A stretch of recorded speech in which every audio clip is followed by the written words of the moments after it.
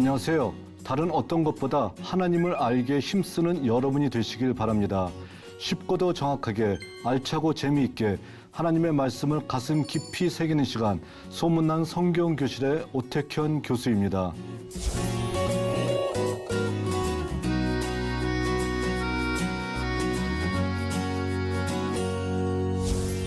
지난 시간에 나눈 내용 기억하시나요? 지난 시간에는 아모스와 사회 정의에 대해서 살펴보았습니다.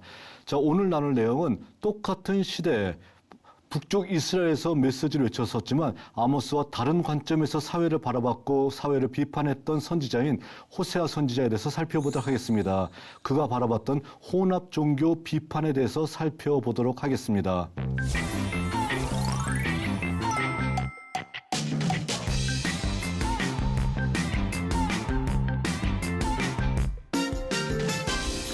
소위연설을 이야기하다 오늘 시간에는 호세아 선지자에 대해서 살펴보도록 하겠습니다. 호세아 선지자는 한마디로 얘기해서 북이스라엘 속에서 뒤엉켜 있는 혼합 종교에 대해서 비판하는 어떤 견지에서 메시지를 외쳤었던 선지자라고 얘기할 수 있습니다. 자, 혼합 종교란 것은 무엇일까요? 혼합 종교는 여호와를 섬기면서 다른 신을 더불어 섬기고 있는 거예요. 하나님은 오로지 한 분밖에 안 계시고 그리고 다른 신은 없다라는 유일신 신앙이 바로 우리 기독교 신앙 또는 구약 성경 신앙의 기조를 이루고 있는 가장 중요한 신앙인데, 자, 그들은 그렇게 생각하지 않고 하나님도 계시고 여호와도 계시고 그리고 바알도 있을 수 있고 또 1월 성신도 있을 수 있고 여러 신들이 있는 것이 당연하다라고 생각하는 것이 그들의 생각이었다는 겁니다. 하나님이 할 수 있는 것이 있고 하나님이 못하는 것이 있다는 거예요. 또 바알이 잘하는 것이 있으면 그 바알한테 가서 우리가 고개를 숙이는 것이 뭐가 잘못되었냐라는 생각이 그들의 저변에 깔려있는 어떤 신앙이었었는데, 바로 이런 부분에 대해서 혼합종교는 잘못된 것이다 라고 외치면서 메시지를 선포했던 선지자가 바로 호세아 선지자라고 얘기할 수 있습니다. 호세아 선지자는 언제 메시지를 활동했었냐면 주전 745년대에 활동했던 사람입니다. 자, 그러니까 여로보암 2세 당시예요. 이 당시에도요. 여로보암 2세 당시인데 여로보암 2세가 끝나고 다른 시대로 옮아가는 어떤 그런 시대라고 얘기할 수 있겠죠. 자, 그리고 어디에서 활동을 했었냐면은 유일하게 북이스라엘 출신의 문서 예언자입니다. 문서 예언자 가운데서 북이스라엘에서 태어나서 북이스라엘에서 활동했던 예언자는 호세아 선지자가 유일합니다.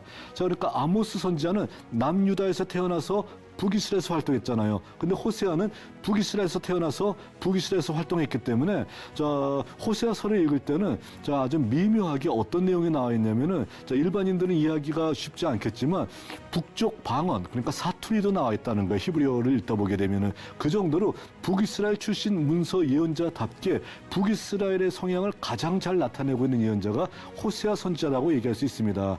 그는 무엇을 외쳤냐면은 혼합 종교를 비판했습니다. 하나님은 한 분밖에 안 계시고 하나님 한 분만 섬겨야 되는데 다른 신과 더불어서 하나님을 섬기는 것, 이것은 잘못되었다라는 것을 커다랗게 외치고 있는 것이 호세아 선지자의 메시지라고 얘기할 수 있습니다.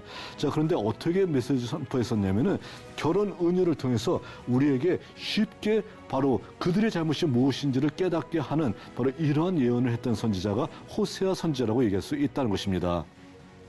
자, 호세아서의 배경은 역시 호세아서 1장 1절을 보면 잘 나타나 있습니다. 자, 한번 그의 배경을 볼까요? 우시아와 요담과 아하스와 히스기야에 이어 유다 왕이 된 시대. 자, 히스기야가 이어서 유다 왕이 된 시절. 그러니까 호세아는 요담, 우시아, 요담, 아하스, 히스기야 이렇게 된 걸 보니까 꽤 오랫동안 메시지를 전했던 것 같아요. 예언 활동을 꽤 오래 했었었고요. 히스기야 때까지 활동했던 걸 보니까 주전 8세기의 거의 끝자락까지 메시지를 외쳤던 선지자가 호세아 선지자라고 얘기할 수 있다는 것입니다. 자, 그들이 유다왕이 되었을 때 요아스의 아들 여로보암이 이스라엘 왕 된 시대에, 자, 그러니까 여로보암이 왕이 돼서 786년에서 746년까지 말씀을 외쳤으니까 최소한 746년 이전에 그가 말씀을 외쳤다라는 것을 알 수 있겠죠. 자, 그래서 호세아의 어떤 연대를 우리가 745년으로 보고 있는 것이 뭐냐면은 그가 여로보암 2세 당시의 메시지를 외쳤다면 될 수 있는 대로 후대의 메시지를 외쳤다는 겁니다. 후대의 메시지를 외쳤기 때문에 최소한 우리가 745년대는 메시지를 외치지 않았을까라고 얘기하고 있다는 것입니다.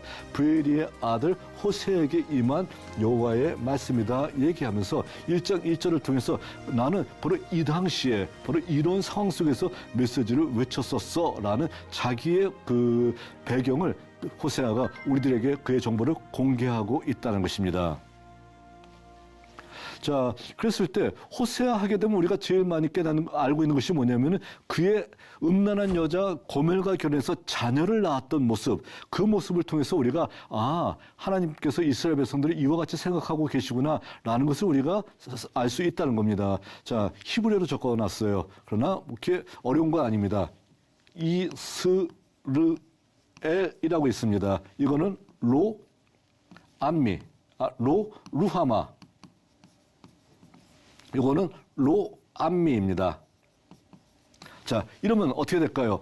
그가 아들을 낳았습니다. 아들을 낳았는데 이스라엘이래요. 자, 이스라엘은 뭘 얘기하고 있냐면 바로 직전의 왕이었던 예후가 아합의 집안들을 몰살시키고 바알의 선지자를 몰살시킨다는 그런 명분으로서 살육을 저질렀던 땅이 어디냐면은 이스라엘이에요. 그런데 하나님께서는 그들의 어떤 그 예후의 어떤 그것을 종교 개혁이라고 얘기하지 않고 살육이라고 얘기하고 있습니다. 이유가 뭘까요? 그가 진정으로 하나님을 섬기면서 자, 바알을 척결하기 위한 어떤 것이 아니라 자기의 정치적인 위상을 높이기 위해서 자, 그런 일을 했던 것 같아요. 그래서 많은 선지자들로부터 예후의 어떤 그런 그 개혁은 비난을 받고 있고 개혁이라는 이름을 듣지 못하고 있다는 겁니다. 그리고 이 예후가 그런 일을 저질렀던 이스라엘을 가리켜서 살육의 땅이라고 얘기하고 있습니다. 그러니까 호세아가 자기 자녀를 그 첫 아들을 낳았을 때 여기는 이스라엘이야, 얘는 이스라엘이야, 살육의 땅이야 라고 얘기하고 있습니다. 자, 그리고 또 강조하는 것이 뭐냐면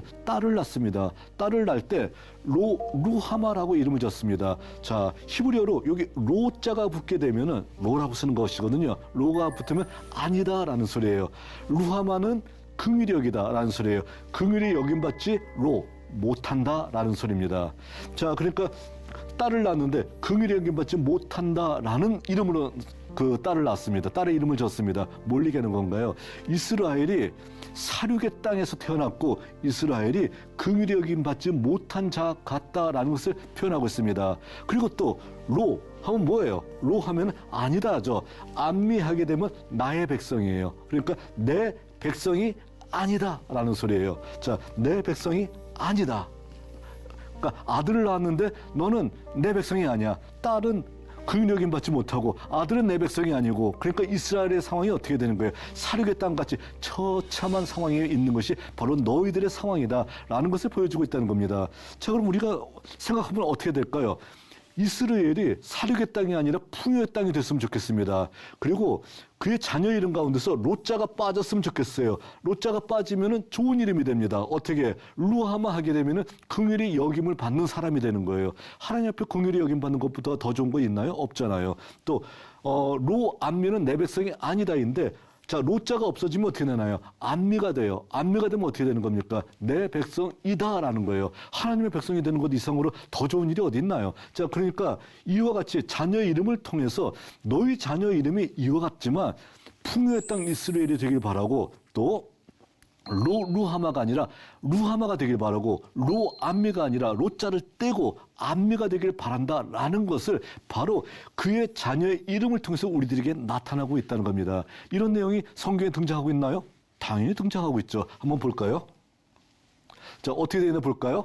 호세아가 진정으로 바라는 것이 무엇인지 잘 나타나 있습니다. 1장 11절에 이에 유다 자손과 이스라엘 자손이 함께 모여 한 우두머리를 세우고 그 땅에서부터 올라오리니 이스라엘의 날이 클 것이다. 이스라엘이 평화의 땅이 된다는 거예요. 그리고 2장 1절에 봤더니 어떻게 됐냐면 너희 형제에게는 암미라 하고 너희 자매에게는 루하마라 하라 나와 있습니다. 로자가 떨어졌네요. 그러니까 뭘 얘기하는 겁니까? 자, 자녀의 이름을 통해서 은유로서 나타나고 있는 거예요. 하나님께서 진정으로 원하시는 것은 로암미가 아니라 암미이다. 하나님께서 진정으로 원하는 것은 루하마가 아니라 루하마이다. 자, 라는 것을 얘기해주고 있어요. 너희 형제는 암미, 너희 자매는 루하마라 하라. 이것이 내가 원하는 것이다. 강조하고 있는 거예요. 그리고 이스라엘의 날이 클 것이다 얘기하면서 그의 자녀의 이름을 통해서 나타냈었던 은유에 대한 답을 우리들에게 나타내고 있다는 겁니다. 이런 내용이 한 번만 나오나요? 아니면 자주 나올까요? 굉장히 자주 나오고 있습니다. 자, 또 한번 볼까요? 1장 22절에 봤더니 땅은 곡식과 포도주와 기름에 응답하고 또 이것들은 이스라엘에 응답할 것이다. 풍요한 땅이 될 것이다 라는 거예요. 풍요하고 평화로운 땅이 이스라엘이 된다. 더 이상 사륙의 땅이 아니다 라는 것을 강조하고 있습니다. 자, 그리고 23절에 봤더니 더더욱 명쾌한 구절이 나오네요. 내가 나를 위하여 그를 이 땅에 심고 긍휼히 여김받지 못하였던 자를 긍휼히 여기며 뭘 얘기하고 있나요? 루하마를 루하마로 여긴다라는 거예요. 또 내 백성이 아니었던 자들에게 향하여 이르기를 내 백성이라 로암미에게 이르기를 암미 내 백성 암미라고 얘기할 것이다 라고 강조하겠다는 겁니다. 그러니까 그의 자녀의 이름을 통해서 강조하는 게 뭐예요?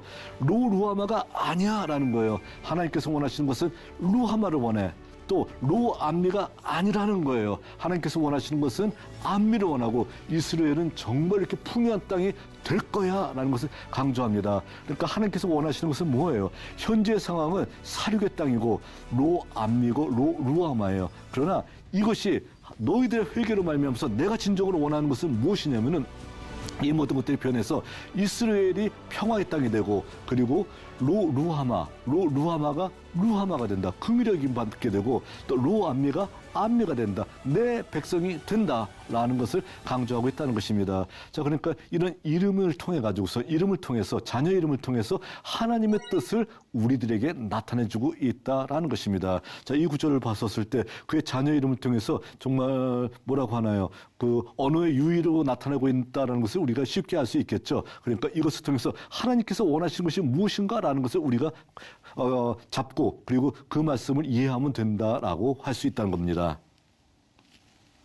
자, 호세아 선지자도 끝까지 싸웠던 것이 뭐냐면 혼합 종교 중에서 가장 무서운 종교가 뭘까요? 바알 종교예요. 자, 계속해서 바알 종교 많이 얘기하고 있잖아요. 우리 수업에서도요. 자, 바알에 대한 반대예요. 바알은요, 자, 바로 뭐냐면은 해와 가나안에 나와 있는 모든 물을 주관하는 거예요. 비를 주관합니다. 흐르는 강을 주관합니다. 샘을 주관합니다. 그러니까 농사를 주관하는 먹고 사는 것을 주관하는 것이 바알이에요. 자, 르블 박물관에 있는 어떤 모습이고요. 자, 발등상인 소 위에 있는 바알 신의 모습이고요. 이거는 좀 더 후대의 것이에요. 좀 더 세련된 모습으로서 바알의 어떤 모습을 나타내고 있습니다. 자, 이런 어떤 신들 바알 신의 모습은요 무시무시합니다. 한마디로 무시무시한 신이기 때문에 자, 이들에 대해서 한마디로 당시 이스라엘 사람들은 뭐라고 여기에 대해서 저항을 하지 못해요. 바알에게 고개 숙이고 바알에게 무릎을 꿇으면은 먹을 것을 준다. 우리 부자 만들어준다라고 하니까 자, 이것을 싫어할 사람이 없다는 거예요. 그러나 호세아 선지자는 어떻게 되냐면 이 바알로 말미암아서 너희들이 사륙의 땅 이스라엘이 됐고 로암미 내 백성이 아닌 것이 됐고 루하마 바로 긍휼히 여김받지 못한 사람이 되었다. 그러니까 너희들의 모든 현실들이 바뀌어야 된다라는 것을 커다랗게 강조하고 있다는 것입니다.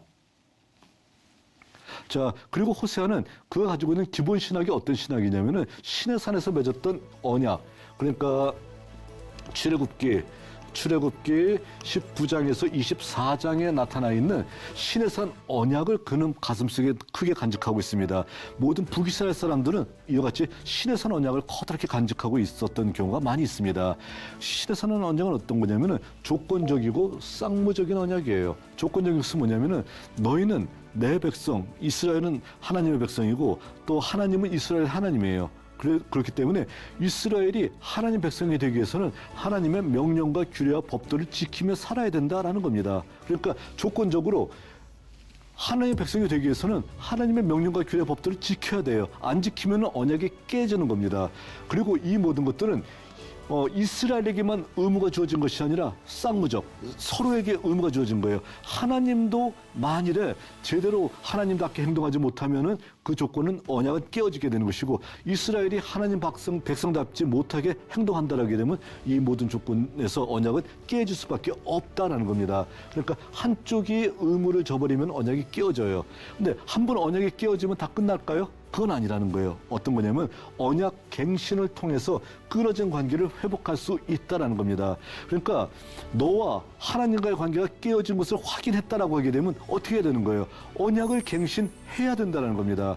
자, 끊어진 관계를 알고 있으면서도 나 갱신 안 해라고 버티게 되면 어떻게 되는 거예요? 하나님 백성이 아니라는 거예요. 그러니까 네가 하나님 백성으로서 계속해서 그 자격을 유지하기 위해서는 하나님과 끊어진 관계를 회복해야 되는 것이고, 언약 갱신을 통해서 그 관계가 반드시 회복돼야 된다. 그러니까 바로 이런 모든 끊어진 관계를 회복하는 제일 첫 번째 첫 순서가 된 것이 뭐냐면 하나님 앞에 회개하는 것이 제일 첫 번째 것이 될 수 있겠죠. 그러니까 바로 이것을 깨닫고 끊어진 관계를 회복해야 된다라는 것을 강조하고 있는 것이 호세아의 메시지라는 것입니다.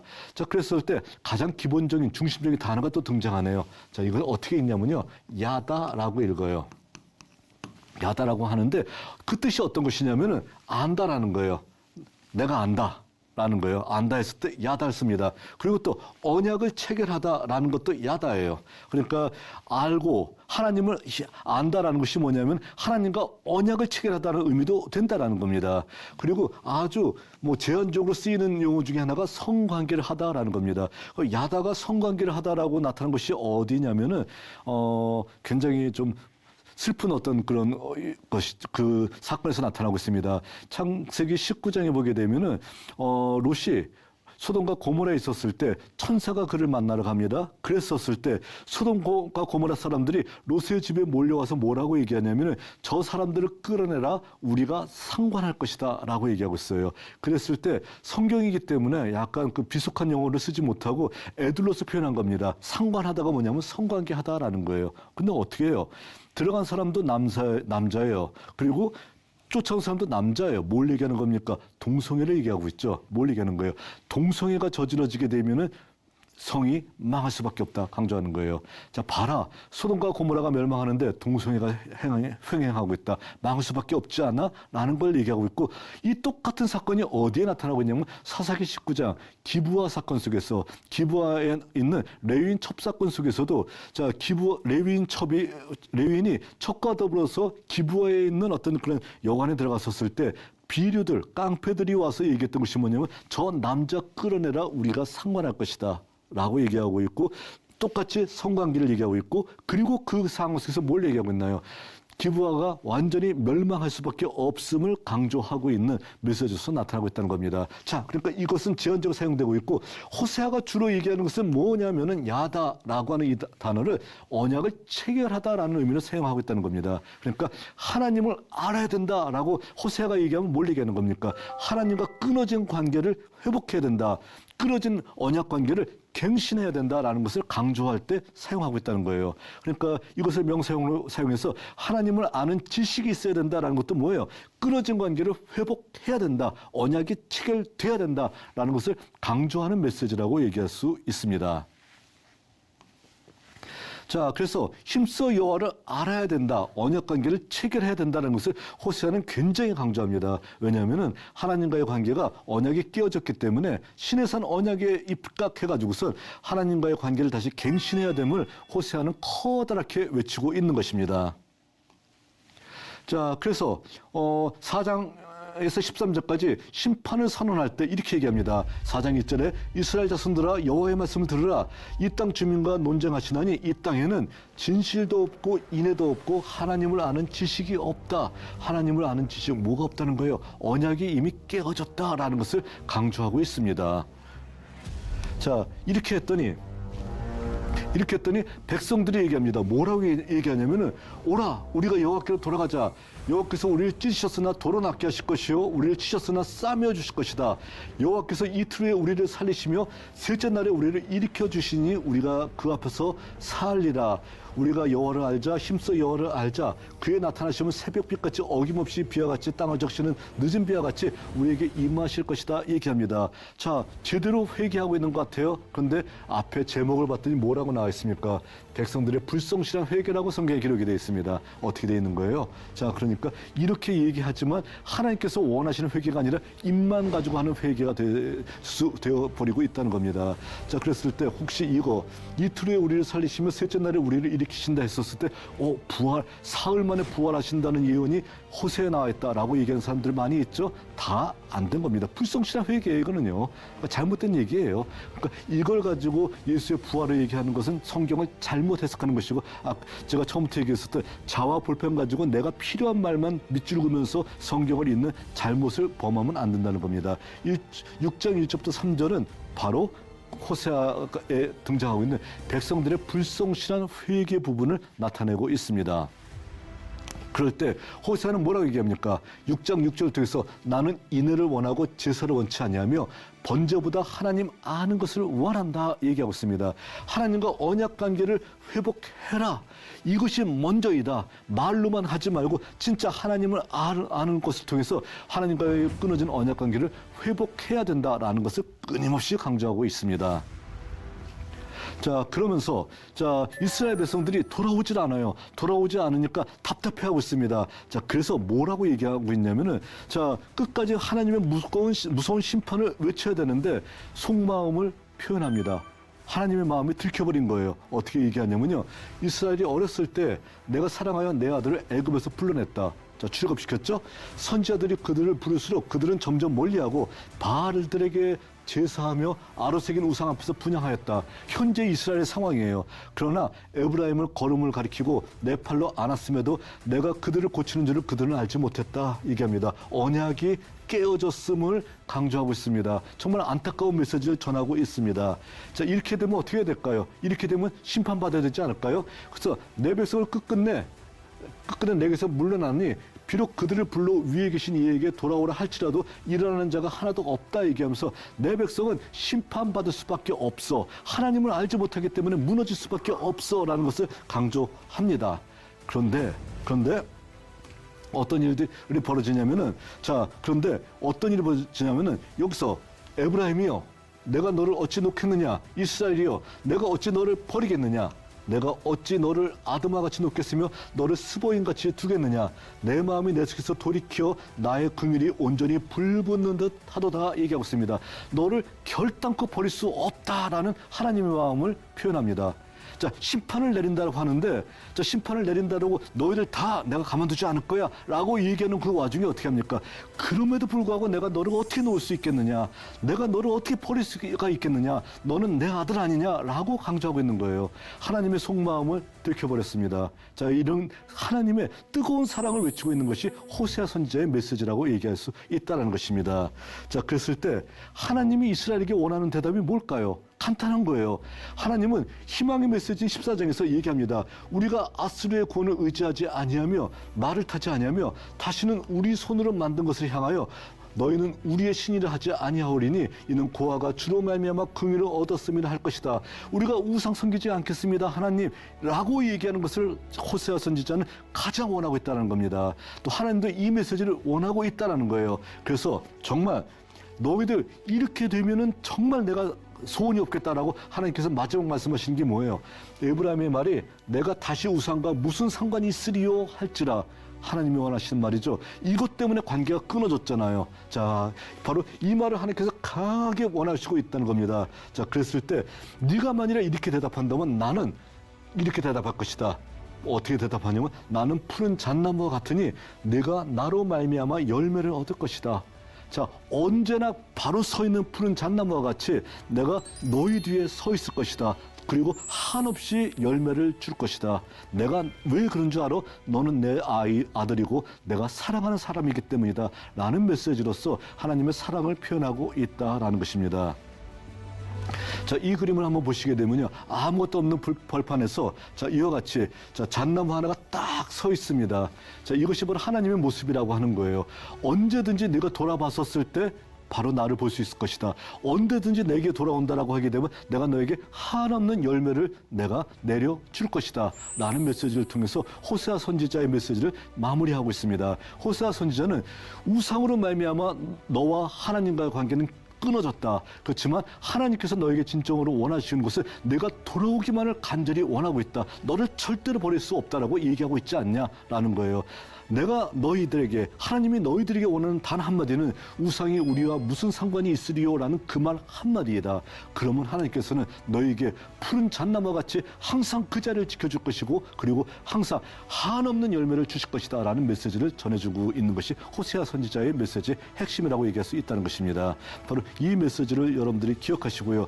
하나님 앞에서 우리가 회개 못할 죄는 없습니다. 하나님 앞에 돌아오고 하나님 앞에 우상이 우리와 무슨 상관이 있으려라는 바로 이 메시지를 고백할 수 있는 우리가 되어야 될 것입니다. 오늘 시간은 여기까지 하겠습니다.